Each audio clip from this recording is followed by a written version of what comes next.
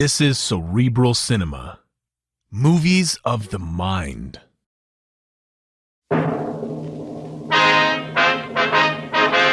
Sound off for Chesterfield. Chesterfield, first cigarette with premium quality throughout in both regular and king size, brings you Dragnet.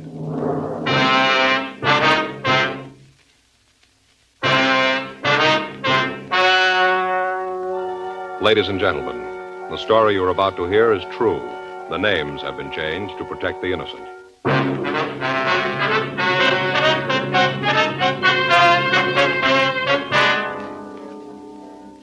You're a detective sergeant. You're assigned to Bunko Fugitive Detail. You get a call from another city to pick up a burglary suspect. You know the name he's using. You know where he's living. Your job, pick him up. When you're asked to try a cigarette, you want to know, and you ought to know, what that cigarette is meant to people who smoke it and who smoke it all the time. For almost a year now, a medical specialist has given a group of Chesterfield smokers thorough examinations every 2 months. He reports no adverse effects to their noses, their throats, or sinuses from smoking Chesterfields. More and more men and women all over the country are finding out every day that Chesterfield is best for them. Enjoy your smoking. Try Chesterfields today. You'll find Chesterfield much milder, with an extraordinarily good taste.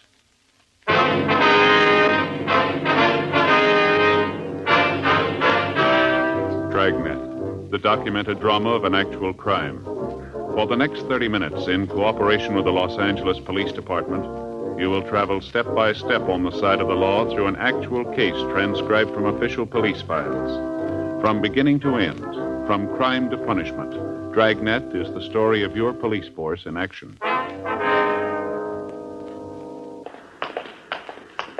It was Tuesday, June 4th. It was hot in Los Angeles. We were working the day watch out of Bunko Fugitive Detail. My partner is Frank Smith. The boss is Captain Steed. My name's Friday. We were on our way out from the office, and it was 9:42 a.m. when we got to the corner of Selma and Fountain. The Arizona Carlton Hotel. Guess we check over there, huh? Yeah, you got the mugs? Yeah, right here. I'm awfully sorry, Mrs. Hartfield. Yes, I know we say each room is air-conditioned. Well, yes, ma'am, but it is true. I know, ma'am, but the air conditioning is on full now. All right, ma'am. Yes, I'll send some right up. I'll be with you right away. Front, here, boy. Get some ice water up to Mrs. Hartfield in 502 right away. Now, sorry to keep you waiting. It's all right, sir. What is it you wanted? We're police officers, sir. Here's our identification. There's nothing wrong, is there? Don't know what I'd do if anything else went wrong. The air conditioning unit went out this morning, making excuses. I don't know how much longer the ice water's going to hold out. What is it? What's wrong now? Do you have a Mr. George Richmond registered here? Probably gives his home address as Modesto. Richmond, let's see here. Wait a minute. Sir? How do I know you're what you say? Police department's always sending out circulars saying to be careful about this sort of thing. It's a respectable hotel, you know. How do I know? Well, here's our identification again, sir. I showed it to you before. Oh, Friday. How about yours? Yeah, here you are, sir. Uh-huh. All right. Can't be too careful. Your own office says that, you know. Careful. Anybody can come in here with a badge. Yes, sir. Now, if you'd just check the register for us, please. Yeah, sure thing. Oh, yes, sir. Here he is. Richmond George, Modesto, California. Is he here now? No, checked out day before yesterday. Oh, excuse me. Yes, sir. Registration desk. Yes, Mrs. Hartfield. Yes, ma'am, I know that's what we advertised. Well, yes, ma'am, but it's on the way up. No, ma'am, I sent the boy myself. Yes, ma'am. I'm sure he'll be there. All right, Mrs. Hartfield. Yes, ma'am. I may quit. Now, what was it you wanted with Mr. Richmond? Well, you said that he moved out, huh? Yes, bag and baggage day before yesterday. You leave any forwarding address? No, I talked to him when he left. Didn't say a word about where he was going. Uh-huh. Was there anyone in the hotel he was especially friendly with? Anybody who might know where we can reach him? No, kind of kept to himself. Nice fella. Sure tipped good. Kept to himself, though. Uh-huh. Is there anyone around the place who might know where he was going? Bellboys, maybe the waitress in the coffee shop? Oh, no, I hardly think so. He didn't eat here. Don't blame him. Well, thank you very much, sir. Here's our card. If you hear anything from Mr. Richmond, we'd sure appreciate a call. You bet. I'll give you a ring. You get any mail while he was staying here? No, nothing. Not even a phone call. Didn't use the room for anything but to sleep. Real quiet. Good tipper, though. Did he drive a car, do you know? No, not that I know of. Say, come to think of it, you might check with Ernie. Ernie? Yeah, drives a cab, usually right out in front. He picked up Mr. Richmond one night. He might be able to tell you something. All right, sir. Thank you very much. If anything comes up, appreciate that call. Okay. Hope you get what you're looking for. Registration desk. Yes, Mrs. Hartfield. Let's go, Frank. Right. I know, ma'am, but the ice water's on the way up. I can't understand why it isn't there, but I am the manager, Mrs. Fellow out there might be him. Yes. Yeah. Excuse me a minute. Yeah? Your name, Ernie? That's right. What can I do for you? Police officers. We'd like some information. Well, I got a permit to park here. No, it's not that. We'd like to know if you remember picking up a George Richmond here. Oh. Richmond, huh? Yeah, that's right. Richmond. No, name doesn't make any bells ring. What's the guy look like? You got those mug shots, Frank? Oh, yeah. Here you go. You a cop, too? Yes, sir. I'm an officer. Yeah. You kind of look like one. Hey, this the guy? Yes, sir, that's him. You remember picking him up? Yeah, seems I've seen him before. Yeah, good tipper. Yeah, I picked him up, let's see, a couple days ago, drove him downtown. Sure, downtown. Remember where you took him? Gee, it was a couple days ago, like I said. Yes, sir. I haven't got the slightest idea.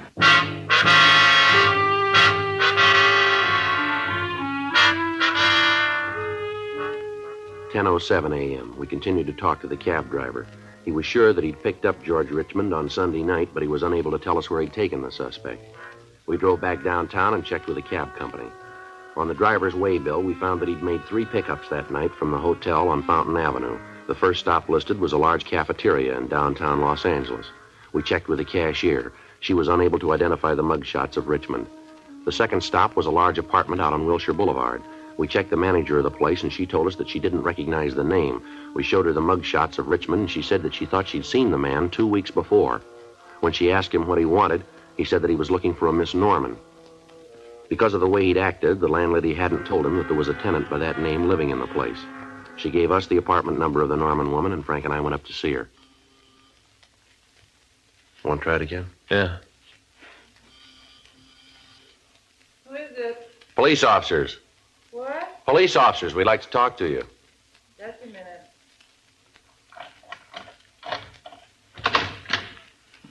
And what's this all about? Miss Margaret Norman? Yeah, that's right. What do you want with me? What if we could come in, please? Be a little better than talking out here in the hall. Yeah, I guess so. Come in. Thank you. My name's Friday. This is my partner, Frank Smith. Pleased to meet you, ma'am. Yeah. Hi. You alone here, Miss Norman? Yeah, I just got up. Have to excuse the way the place looks. Kind of messy. Yes, ma'am. Mind if I put on some coffee? I'm not going to be able to answer any questions before I have a cup of coffee. We go right ahead, ma'am. What did you want to see me about? You know a man named Richmond? Richmond? Yes, ma'am. George Richmond. Why'd you ask that? What's he done? We'd just like to know if you know him, do you? Yeah, I know him. What do you guys want him for? We'd like to talk to him, Miss Norman. Uh-huh. Don't want to tell me what it's about, huh? Well, it'll be better if we talk to him. Yeah. Either one of you got a cigarette? Yes, ma'am. Here you go. Match? Thanks. Thanks.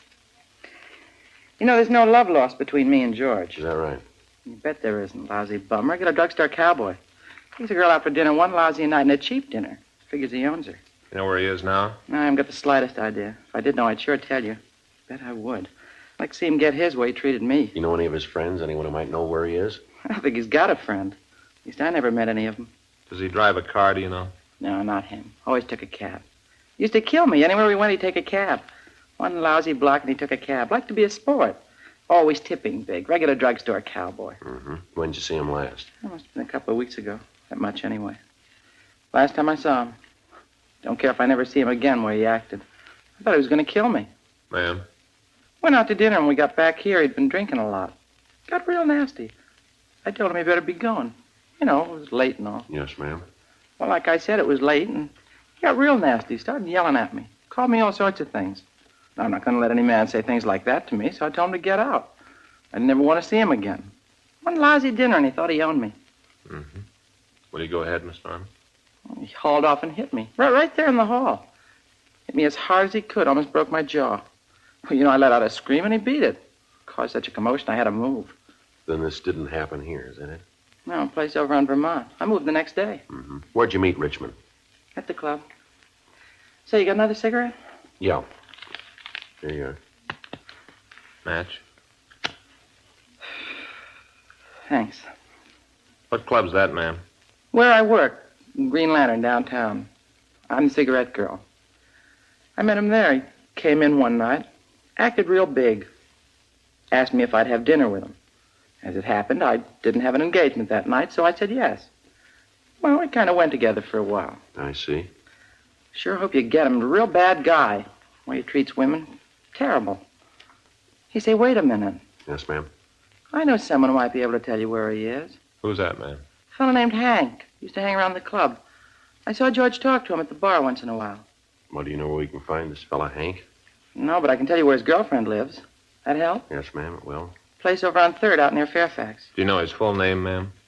Gee, I gotta think about that. Let's see. Jeanette, that's the girl. Jeanette introduced him as Palmer. That's it, Hank Palmer. I don't know about him, though. What's that, Miss Norman? He's a real mean one. Kind of quiet, not like George. George likes to shoot his mouth off, but Hank is quiet. He's trouble, though. Ma'am? Well, one night we went up to Jeanette's for a couple of drinks. Hank took off his coat. That's why I say he's rough. Yeah. Sure. Carries a gun.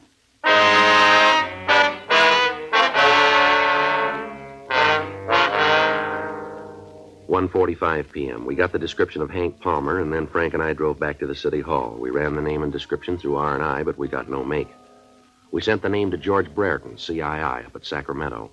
We got communication off to Washington, asking them for information on Palmer. We also checked the name of Palmer's girlfriend through our records, but we got no information. We contacted Captain Steed and arranged for a stakeout to be placed on the apartment of Palmer's girlfriend, Jeanette Allen. 2 days went by. Palmer and Richmond failed to make an appearance. We talked to Jeanette Allen, but she couldn't supply us with any information as to the whereabouts of the two men. Descriptions of the men were broadcast. Informants were questioned. We contacted the Modesto Police Department, and they sent us all information on the places Richmond was known to frequent while he was in Los Angeles. The kickback from Sacramento and Washington gave us no new information on Richmond, but Washington had him listed as having 2 arrests for armed robbery and ADW in the East. Another week passed. The stakeouts on Jeanette Allen's apartment continued. No sign of either of the men. Sergeant Al Panogis of the Bunko Fugitive Detail worked with us in trying to trace their movements. On Saturday, June 15th, we got word from an informant that Richmond and Palmer had been seen in town. We checked with the stakeout at the apartment, but they'd seen nothing of the two men. Frank, Al Panogis, and I drove out to relieve the stakeout. Hey, Panogis. Yeah, Frank.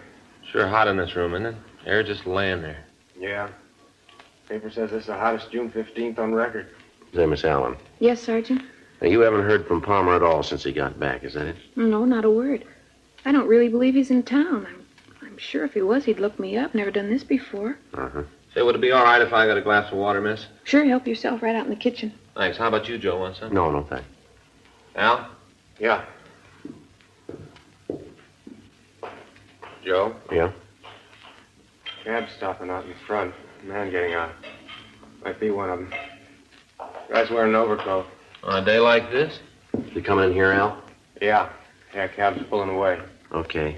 You want to take that side of the door, Frank? Right. You better go into the bedroom, Miss Allen. You think there's going to be some trouble? Well, it depends on the way he wants it. Oh, well, I guess you know best. I hope not. All I need is to have to move again.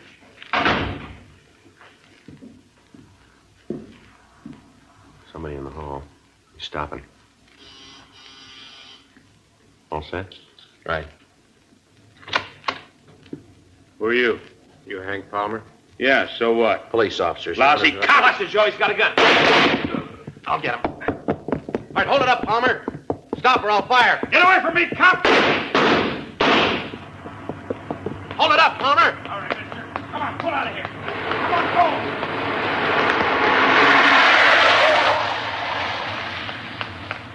Get in the call, Frank. Gray Mercury. License number's 1S69105. Right. Better call an ambulance, too. What? Panogis. He's hurt bad.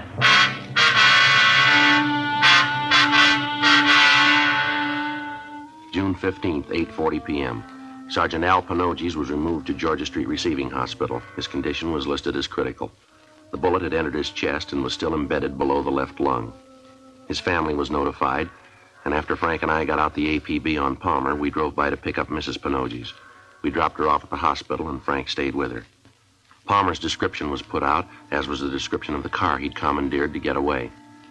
I ran the number through our DMV and found that it was registered to a William Evans, 1627 East Poinsettia, Hollywood. Along with Sergeant Ullery, I checked out the address. Mrs. Evans told us that she hadn't seen her husband for several hours, that when he left the house, he had told her that he was going to a lodge meeting. We got a description of him and got out a local and an APB on him. I called the hospital and found that they'd operated on Panogis, but that they were unable to remove the bullet. His wife collapsed. Frank had her taken home where she was cared for by their family doctor. 12:46 a.m. A radio car out in Chatsworth picked up Evans. He told them that Palmer had forced him at gunpoint to drive him to the valley. There, he'd forced Evans from the car and driven off. Evans couldn't give the officers any idea of where the suspect might have been headed. 2 hours later, the car was found abandoned on Spring Street. It was placed under surveillance, and a dragnet of the downtown area was started. Metro Division assigned 20 teams of men to make a block-by-block search of the vicinity. The details at the bus stations and at the airports were alerted. 4:12 a.m. I got a call from Frank, and I drove over to Georgia Street Receiving Hospital. Hi. How's it going? Not good. Just saw the doctor. Well, how's Al? He just died.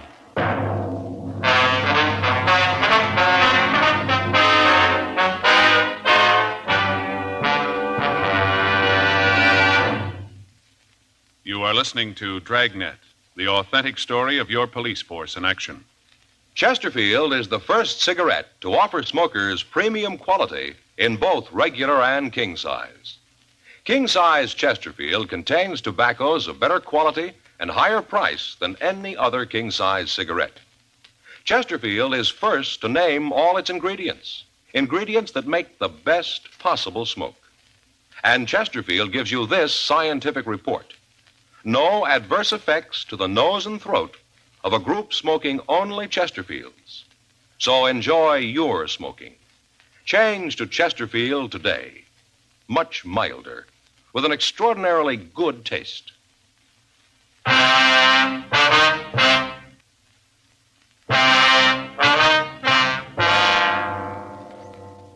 When an officer is first accepted by the police force, he spends 13 weeks at the police academy. In that period, he learns the basic fundamentals of being a peace officer. On graduation from the academy, he is assigned either to traffic or to a tour of duty in one of the city jails. Then, depending on his aptitude and the way he conducts himself in the field, he's checked on for possible transfer to one of the detective divisions as an investigator. By the time a police officer gets his assignment to the detective bureau, he's become a professional troubleshooter. He knows how to handle himself, and he knows how to treat the lawbreaker. He's on call 24 hours a day, 7 days a week, and he wears a gun.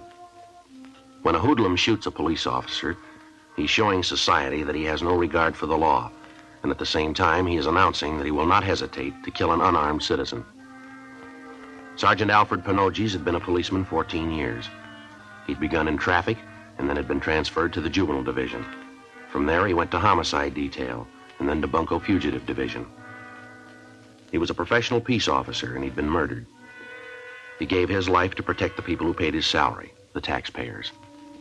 His killer was still at large, and we had to find him. The search of the downtown area was intensified, but it netted us nothing. Frank and I checked the immediate area around the abandoned car. In talking to the people in the vicinity, we found a newsboy who had seen Palmer park the car. He said he was unable to tell us where the man had gone, but he said that he thought he might have gone into a bar near the corner. We checked the place, but the bartender was unable to give us any information. 2 days passed. We rechecked the known hangouts of the two men. Neither of them had been seen. Tuesday, June 18th, we got word that Palmer had been seen entering an apartment house on South Alvarado. 10:14 a.m. Frank and I drove over to talk to the landlady. Palmer and Richmond. No, I don't think I know them. Why don't you take a look at these pictures, Mrs. Holbrook, see if you recognize them? Sure. There you are. He's a mean one. Haven't seen him, though. This one. Ma'am? This one. I know him. Which one's he? Well, that's Richmond. No, that's not his name. Told me it was Reichman. Said it was John Reichman. Lives up in 206. That's in front. Is he in now, ma'am? No, he went out this morning early. First time in a couple of days he went out early. You expect him back soon? Oh, I don't know right off. Might be. I don't generally know when they're coming back. Don't keep tabs on them, you know. Them? Yeah, tenants. A nice bunch, most of them quiet. Had a full place last 2 years. Uh-huh. How long is this, Reichman? Yeah, that's it, John Reichman. How long's he been here? Oh, he's kind of new. He took over the room from a friend of his. Yes, ma'am. Does he have any friends in the building? Anyone that he sees quite a bit of? Well, now, there's a girl in 306. He sees quite a bit of her. Oh, who's that, Miss Holbrook? That'd be Barbara McIntyre. Nice girl. Dancer. Works downtown at one of the clubs. She in now, would you know? Oh, she should be, yes. Hardly ever gets up much before noon. Hardly ever. She works late, you know. Yes, ma'am. Does Richmond drive a car? Richmond? Oh, dear, now. Well, I don't know. I don't think so. Seems like he's always coming home in a cab. Comes in at all hours. I don't think he's going to last here. Why you say that, ma'am? 'Cause I don't think he will, that's all. Plays the radio late, makes noise, you know. Then there was a fight. The girl didn't want to do anything about it, but I certainly think she should have. Oh, what's that about, ma'am? Oh, one night, let's see, it must have been about a week ago. Reichman or Richmond or whatever his name is came home and he was, well, he'd been drinking quite a bit, you know. Yes, ma'am. Well, he went up to the girl's apartment and they had an awful brawl. Screaming and yelling, an awful brawl. I went up and asked her if there was something I could do, but she yelled through the door and said no, that everything was all right. Of course, it wasn't. Ma'am? Well, the next day, the poor thing had a black eye that just wouldn't stop, all bruised up. Had a bandage right here on her forehead. Must have hit her awful hard. No, sir, I don't think he's going to last. Uh-huh. And you're pretty sure that you haven't seen this other man, though, are you? Well, let me see that picture again. Mm-hmm. This one? No, I'm positive I never saw him. Of course, that don't mean he wasn't here. Ma'am? Well, like I said, I don't pay much attention to them. They pay their rent, and I don't bother them. They come and go as they please. Say, what do you want them for? Is it about that, Mr.? Richmond? Yeah, is it about him beating up that poor girl? No, ma'am. I should have known about him. No, sir, he ain't gonna last long around here. I wonder if we could see his room, Mrs. Holbrook. Well, I guess it's all right. I'll get the key. All right, ma'am, thank you.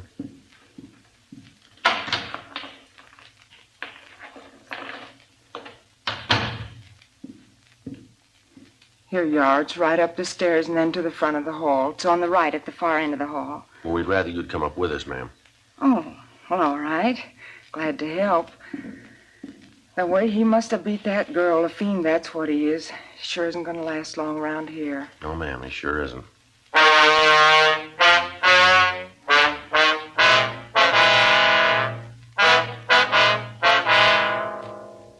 Before we looked at Richmond's apartment, we tried to check with his girlfriend. We found that she wasn't in. The manager let us into her apartment, but we found no indication where she might have gone.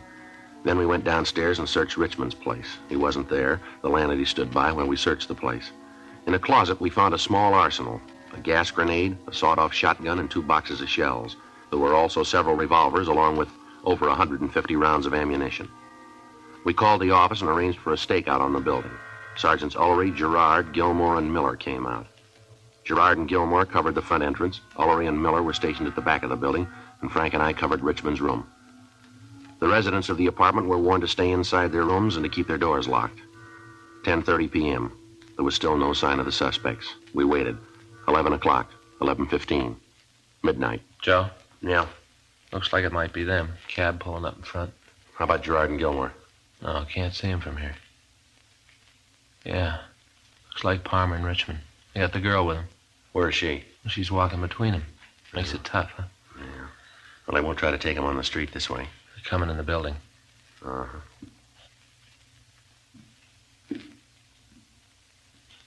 They should be here pretty quick. Yeah, figures if they're coming here. Upstairs. Girl's apartment, huh? Sounds like it. Wonder if they went in with her. We'll just have to wait. Wait a minute. Somebody outside there in the hall. Yeah. Hold it. I don't feel right, I tell you. It's too quiet. Something's up. All right, mister, let's hold it. Cops, George, beat it! Go. All right, give it up, Palmer. Well, they made the street. Gilmore and Gerard should get him. And that car, Joe. Let's go. Looks like they're in that store. You want to cover me while I try to get over there? All right, take it easy. Right. You all right, Frank? Right. All right, I'm coming over. I'll cover you. You see Gilmore and Gerard? Yeah, they're behind the Buick over there. Come on out of there. Richmond, Palmer, come on. Throw the guns out. You come in and take us, cop. Give it up, Richmond. You're at a dead end. There's no way out of there. And we'll make one. They're coming out, Joe. Okay, I quit. You got Richmond, I quit. Now don't shoot anymore. Please don't shoot anymore. You won't shoot anymore, will you please? Throw that gun out here. Come on. All right. Here it is. I'm throwing it out. Now don't shoot anymore, please. Got it. All right, I'll check Richmond. Right. I haven't got any gun. I gave it to you. I'm hurt. Can't you see that? I'm hurt bad. I told Gilmore to call the ambulance. Richmond's dead. How about this one? Well, he's hit. I don't know how bad. I should have known not to kill a cop. I would have been like this if I hadn't killed that cop. I didn't mean to. I got scared. That's all, scared. You can understand that, can't you? Yeah, you want to shake him, Frank? Yeah. Watch it, Frank. He's got another gun.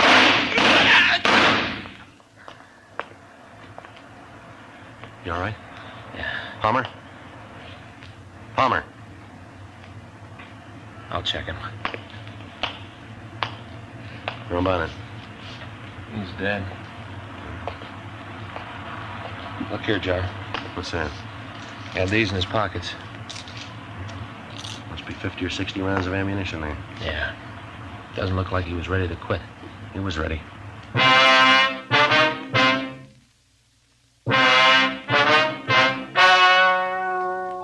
The story you have just heard was true. The names were changed to protect the innocent. On July 26th, an inquest was held in the coroner's office in and for the county of Los Angeles. In a moment, the results of that inquest. Now, here is our star, Jack Webb. Thank you, George Veneman. Friends, every day, more and more people are changing to Chesterfield and finding Chesterfield is best for them. One reason for this is premium quality. Chesterfield is first to give you premium quality in both regular and king size. Another reason, Chesterfield gives you this scientific report. No adverse effects to the nose and throat of a group smoking only Chesterfield. I smoke an average of 2 packs a day, and I'm convinced Chesterfield is best for me. Try 'em, regular or king size. I think you'll find Chesterfield is best for you.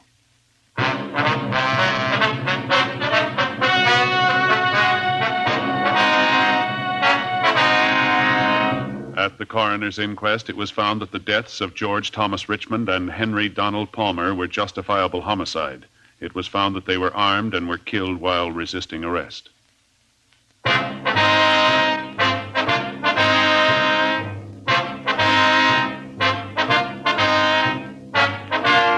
You have just heard Dragnet, a series of authentic cases from official files. Technical advice comes from the Office of Chief of Police W.H. Parker, Los Angeles Police Department. Technical advisors, Captain Jack Donahoe, Sergeant Marty Wynn, Sergeant Vance Brasher. Heard tonight were Ben Alexander, Joyce McCluskey, Paul Richards.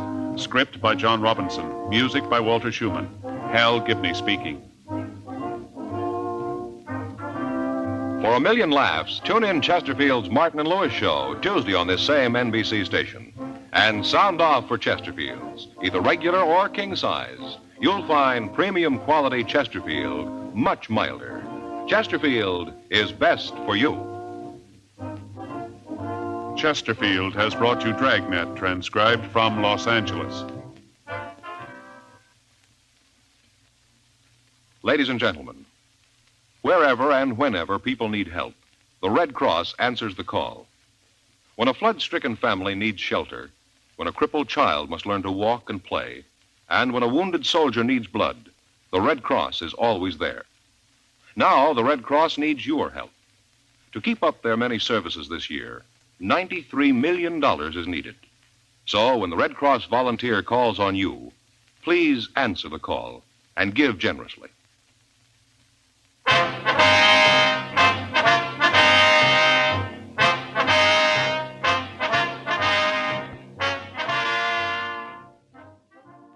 Cerebral Cinema hopes you have enjoyed this movie of the mind.